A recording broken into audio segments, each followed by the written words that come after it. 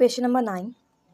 What fraction of molecule in a gas at 300 Kelvin collide with an energy equal to activation energy of 50 kJ mole?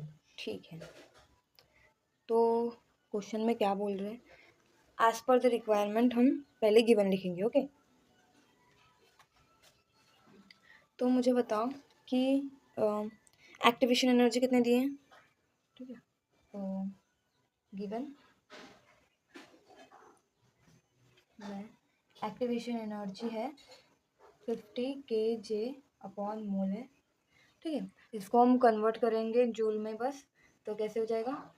EA is equal to 50 × 10⁻³ joule mole inverse. ठीक है, ये upon है ना मोल, उसको ऊपर लगाया तो मोल inverse. ठीक है, उसके बाद हमारा टेम्परेचर, हमें टेम्परेचर भी गिवन है, that is 300 kelvin. To find करने को क्या बोल रहे हैं? थोड़ा हार्ड लगेगा क्वेश्चन, बट हार्ड नहीं है, थोड़ा सिंपल ही है, बस समझ लो. ठीक है, तो क्या बोल रहे हैं? Fraction of molecules in gas. Okay, fraction of molecules, तो फ्रैक्शन ऑफ मॉलिक्यूल्स. ठीक है, फ्रैक्शन ऑफ मॉलिक्यूल्स किससे डिनोट करते हैं? एफ से. ठीक है, विथ क्या बोल रहे हैं? With an energy equal to activation energy. With an energy equal to activation energy. ठीक है, तो ये फाइंड करना है हमें, यानी कि सिंपली हमें एफ का वैल्यू फाइंड करनी है. एफ की वैल्यू फाइंड करनी है, तो हमारे पास फॉर्मूला है, क्या है? F is equal to e⁻ upon RT. ठीक है, तो एफ अपॉन, तो हम अभी इसमें डायरेक्ट क्या यूज़ करेंगे? लॉग यूज़ करेंगे. तो बोथ साइड्स पे हम लॉग यूज़ करेंगे. ठीक है, तो मुझे एक बात बताओ, डायरेक्ट लॉग यूज़ नहीं करेंगे.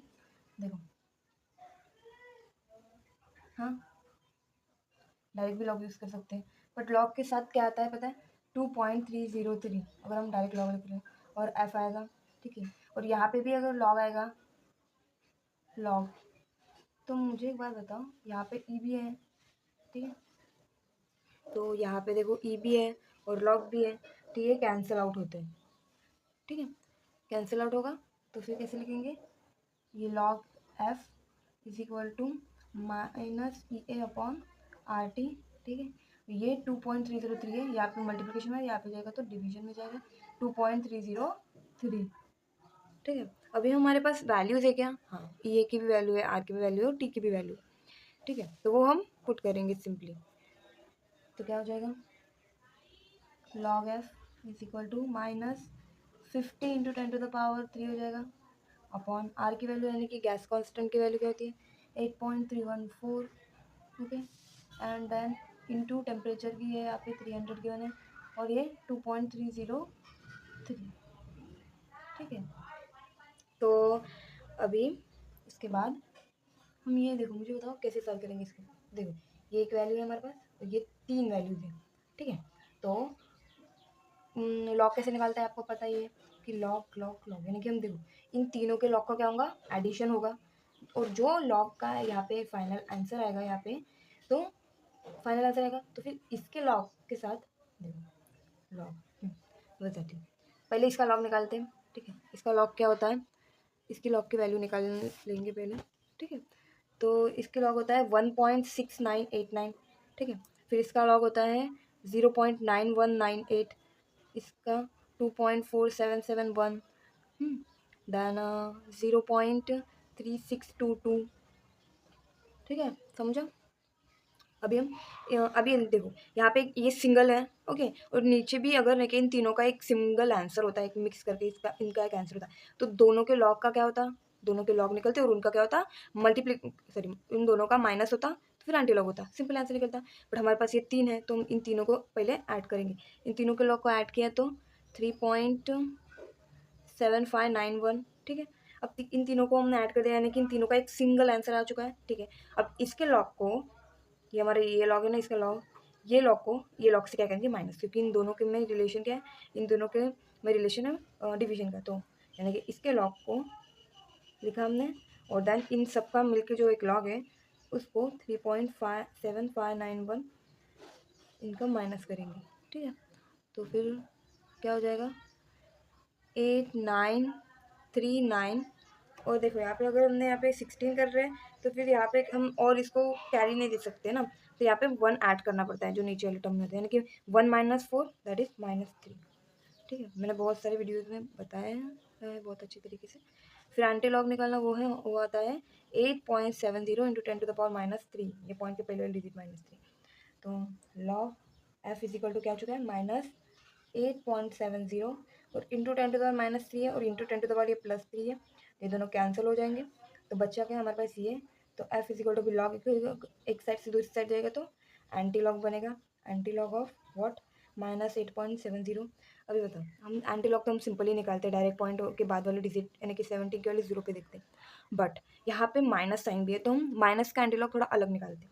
पहले क्या करते हैं इस टर्म को सिंप्लीफाई करते हैं, यानी कि -8 -0.70। अभी मुझे बताओ मैंने ऐसे क्यों लिखा है, क्योंकि -8 -0.7 की वैल्यू इसका आंसर क्या होता है -8.70 ही होता है। इसको बस हमने सिंप्लीफाई तोड़ा है और फिर क्या करना होता है -1 और +1 करना पड़ता है, ठीक है।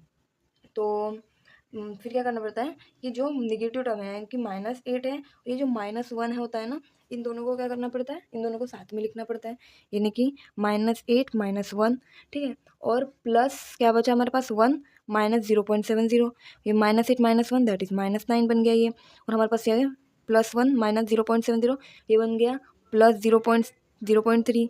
अब इन दोनों को अगर हम ऐड करें तो बन जाएगा, मुझे ऐड कैसे करना है, डायरेक्ट बस एडिशन नहीं करनी है वहाँ पे, हमको क्या करना है बस ये माइनस के टर्म के साथ ऐड करना है, लाइक बस पॉइंट के नंबर से देखो ऐसे करना है 0.3 और यहाँ पे क्या है -9 है 9.0 है, तो बस ऐसे ही -9.3 ऐसे लिखना है बस सिंपली, ठीक है।